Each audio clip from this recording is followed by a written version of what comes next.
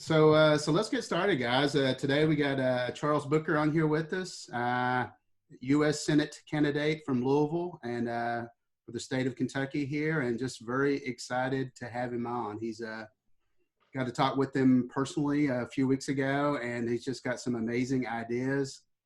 And the first thing that I wanted to talk to you about, man, is a big important issue here in East Kentucky, and that's weed. And I think that you are pro weed, and hmm I am too. And reason being is my mom went to prison for selling weed. There's people in prison today who are there because they sold weed. Yet in many states in this country, you can go get it like it's candy. Why do we have people in jail for selling something that's legal in many parts of this country? That's one aspect that I'd love to hear your thoughts on. But the other is just the economic benefit for Eastern Kentucky. The coal mining isn't coming back anytime soon. And what are our other options? And is that something that could play a part in that going forward for us? Yeah, well, first of all, thank you again for having me, brother. It's good to be with you. If you got an extra Batman mask, I'd love to get it when I come back down. I'll get you one, Yeah. man. But your question is absolutely critical to our bigger conversation. And for me, my whole campaign is about how do we end generational poverty, and how do we invest in parts of the Commonwealth that have been abandoned. Similar to my background and growing up and where I live in the West End of Louisville, I see so many similarities in Appalachia where whole communities have just really been left behind. And like you said, those co-jobs aren't coming back anytime soon. And a lot of people are struggling. And then when you look at the reality here, we have leaders that perpetuate poverty, that profit off of it. Mitch McConnell laughs to the bank while we're struggling to put food on the table. And then we criminalize poverty. And that's a big problem for me. And that is why I've been a big supporter of legalization. I've sponsored several pieces to legalize cannabis. I've also co-sponsored legislation to legalize medicinal cannabis as well. But I believe it should be legal, that we should make sure we're investing in communities that have been left behind so that we can be owners, Mhm. investors, creators. And man, when you consider the limestone, when you consider the climate, the geography of Kentucky, Mhm. we are one of the best places in the country to grow it. And instead of criminalizing poverty and criminalizing a plant, we could transform our future. And like you said, we could create new industry for folks that have been, left out, and, small farmers that have been trying to figure out what's the next step for them. And then as you're seeing across the country, all these other spin-off local business opportunities, economic opportunities. And it really just goes back again to the fact that we haven't had leadership to see us, that understand that, when we're dealing with pain, when we're dealing with trauma, we don't want to be addicted to opioids. We don't want to be Mhm. preyed upon by these industries that don't care whether we live or die. Mhm. And man, I'll tell you, I've been in a lot of committee meetings in the state legislature where we're talking about legalization, and folks will come in like the Crawfords and tell their story and just pour out about how using cannabis saved their life, stopped them from having seizures, stopped them from having pain, and stopped them from all of the ills of what opioids were doing to them. Mhm. And we know that's not a partisan thing. And at the federal level, we get rid of Mitch McConnell. We need to deschedule cannabis. We need to be able to regulate it, but we need to invest in communities that have been underserved. That will transform Eastern Kentucky. It will transform Kentucky, and I'm a full supporter of it. Beautiful. Yeah, I'm right there on the same page, man. Again, it's just as your speech that you gave here in Whitesburg a few weeks ago. It's like you connect with the people here just with your message because you come from a different or a similar area, even though it's Louisville and it's an urban area. It's a poor area that you come from, and the words that you speak really connect with us here, in my opinion. So, and at the same time, as we do that, as we change that and we legalize it, we also need to retroactively free the people who are in jail for selling such Absolutely. an herb, right, that can help man, and just let everybody out at that point. So, uh, Yeah, I want to add there to you that I fully agree with you. I tried to explain this to a lot of people. That's why I filed the bill to automatically expunge records. We need to commute the sentences of folks that have been thrown in jail, in prison because of this plan. And we need to make sure we're investing in the communities that have been preyed upon by the war on drugs. Hmm. And so we're going to take that fight to Washington. Yeah, yeah. My mom used to cuss all the time. The helicopters that flew over looking for the weed, right? My mom used to hate them. She'd cuss them, you know. So yeah, it makes no sense. What a waste of our money. Uh, so another thing I wanted to touch base with, man, you know, here at our teams, one of the visions that we have for a world that's more fair for everyone is the idea of what we call the big four, and that's the idea of free food, free clean water, free shelter, and free healthcare for everyone. Uh, and I think that in this age, 2020, that society has enough resources to do that. Uh, Right. yet it doesn't happen, and this is one of the things that separates, right? That creates that antagonism that we have between people because we're fighting for what we believe is scarce resources, but in the end, I don't think it is. Uh, Yes. and I know a big thing that you guys are pushing is a UBI, a universal basic income. Do you see like the level that you guys are thinking on that? Would that be able to cover those big four? Uh, and I know that's a big question, but you can just kind of dive into the UBI and your thoughts on those in general, if you like. Yeah, yeah. Well, first of all, those big four are central to the foundation, in my opinion. And I'm running to beat Mitch McConnell, sure, but we're trying to beat him so we can get him out of the way. This is bigger than him. This Hmm. is about affecting change for our generations to come and for our future. I'm trying to make sure I don't lose my headphone here. Yeah, yeah, Um, me too, man. but a universal basic income is a really central element to disrupting poverty because it means we can have financial freedom to make decisions in our lives. We have more resources to invest. And this isn't new money. It's not like we have to create a new tax. This is getting equity in the money that's already in the economy because we built this economy. Hmm. Hardworking people in Eastern Kentucky built this daggone economy. And when Hmm. you're seeing these corporations get these record profits, folks like Amazon, Jeff Bezos about to become a trillionaire, Amazon essentially paying nothing in taxes, we're already paying for the resources that can invest in communities and in people. They just don't go to the people, man. If, And if it so wasn't, this is why.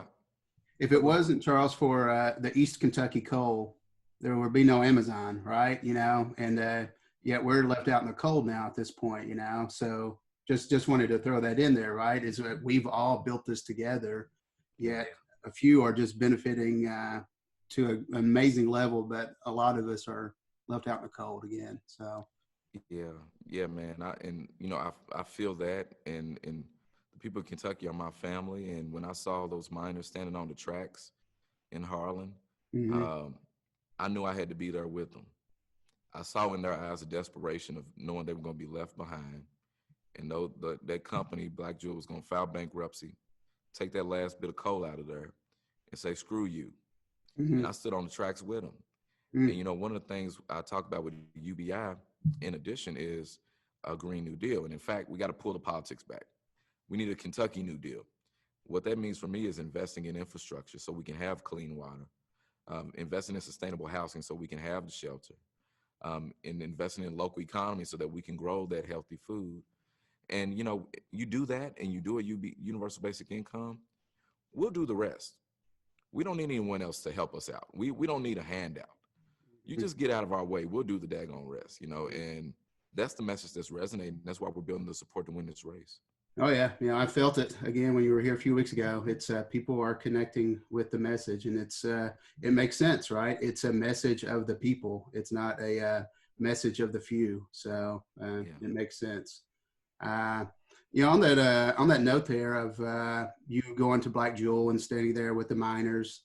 Uh, Again, that's where I met you. Was at a Black Lives Matter protest, peaceful protest a few weeks ago, Hmm. and it's been fairly obvious that your opponents have not really been out there in the way that you have. I know I've seen just on the news that you've been at seems like every county seat in the state, just supporting these peaceful protests.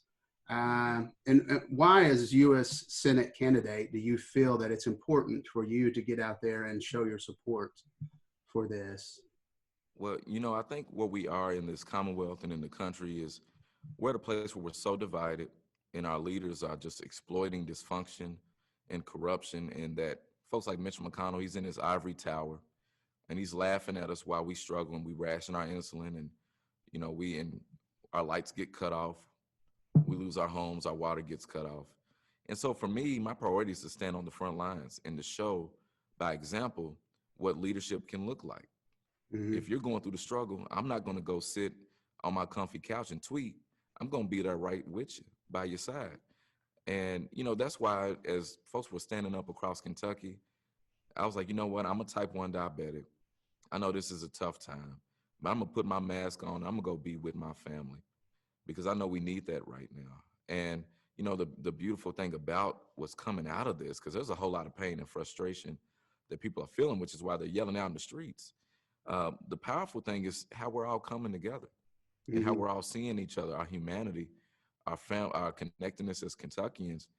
And we're starting to say, wait a minute, what do we need to do to make sure this stuff doesn't happen again? Mm-hmm. And it's allowing us to talk about structural things, to talk about poverty, to talk about lack of opportunity, and to really talk about my platform. And I think that's why we've built so much momentum over the past couple of weeks, because we finally have the chance to choose, not just against someone terrible. Mitch McConnell's terrible. We all know that. How do we do something that's for us for a change? And I'm proud to be a part of this, man. Why is Mitch so terrible? It's like, why would you be so terrible, right? If you're in that position, you could do so much beauty. Yeah. And then I know that we are each who we are because society trains us to be in that way. And I don't really know Mitch's background, but it's unfortunate. I wish he could really step up and do more for the people, in the way that you're attempting to do. And that brings up another kind of a nice thought, which is one of the big four again, universal health care. Yeah. It's something that, being from one of the poorer states in the U.S., Kentucky, that it would help so many people here. Thousands, if not millions of people here in Kentucky would benefit from a universal health care. Yet many of our people vote against it. Why is that? It's something that I've tried to wrap my head around, and I have a vision, and I think a part of it is the divisiveness that is promoted. But can you speak to that a little bit, Charles? Yeah, and I'll tell you, I've seen a whole lot of that in the state legislature, and of course, working across Kentucky, where we have people in positions of leadership that stoke division, that will try to make the idea of investing in people scary, too expensive, but yet they'll give big bailouts to corporations, make sure they're not paying anything in taxes. But if we want people to be healthy, oh no, that's scary, that's expensive, we can't afford it. It's don't do that. It's going to hurt the economy, and man, you got to follow the money. So it's fear. It's fear-based. They create fear. Yeah. Yeah. And man, listen, we got to put the politics aside, man. Healthcare is a human right. Everybody needs healthcare, and we need Medicare for all. Of course we do. It's an economic policy just as much as a healthcare policy. And when I tell the story about rationing my own insulin and nearly dying from diabetic ketoacidosis, folks start to look and say, okay, well, he's not playing politics here. And even if I don't really agree, I hear what he's saying. And you know what, man? The majority of folks want healthcare. We just haven't had leaders that lean into that. And I am. And we're going to go to Washington and win it. Yeah. Yeah. I mean, I think I think, again, most people are for it. The unfortunate thing with America is we got two parties, right? And you got to put all your interest in one or the other. And it creates a conundrum, I guess.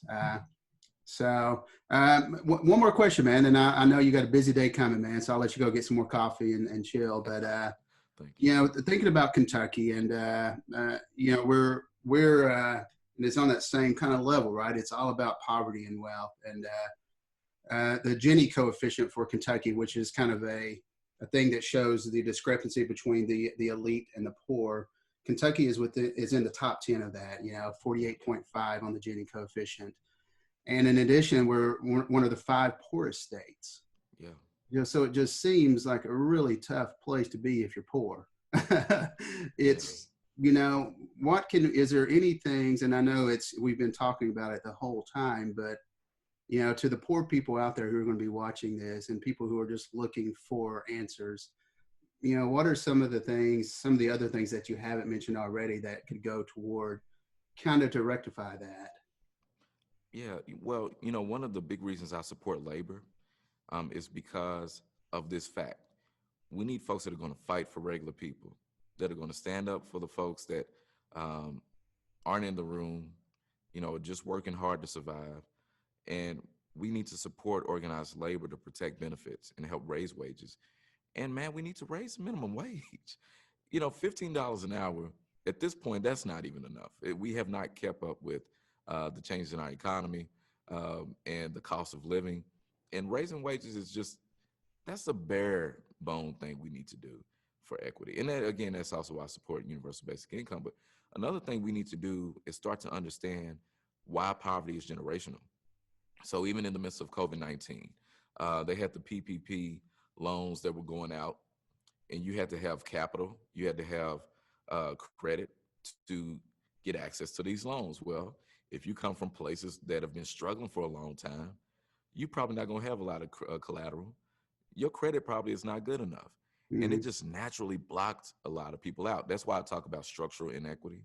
Mm-hmm. And so one of the policies that has been put forward that some other countries have implemented is a Paycheck Guarantee Act, which will provide grants to all employers. So we're not going to worry about your credit or your collateral. We're providing grants to you so that you can keep your folks on payroll, you can keep your lights on. And it's just another way of looking and seeing people in tough places and tough times so that we can invest. And if we do those types of things, if we prioritize people, we can break and disrupt poverty. And again, man, I just want to circle back to healthcare. A lot of small businesses struggle to stay afloat because of the expenses of keeping the lights on. And they should not have to cover the cost of health benefits for their employees. We get rid of that cost, we're opening up a lot of opportunities. Mm-hmm. You're speaking my language, man. I love it. It's again, just as when I met you in person the other day. So I really appreciate it, man.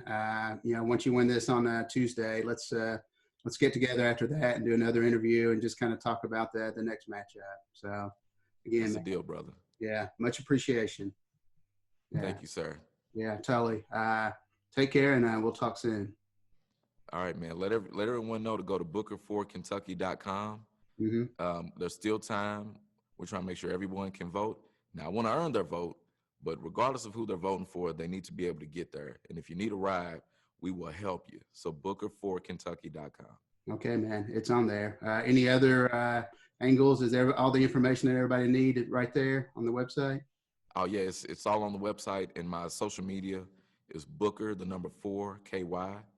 We're putting up a lot of quick hidden information there too. So let's stay connected and let's win this race. Yeah, for sure, man. Hey, again, good luck and thank you. Talk soon. Yes, sir. Talk to you.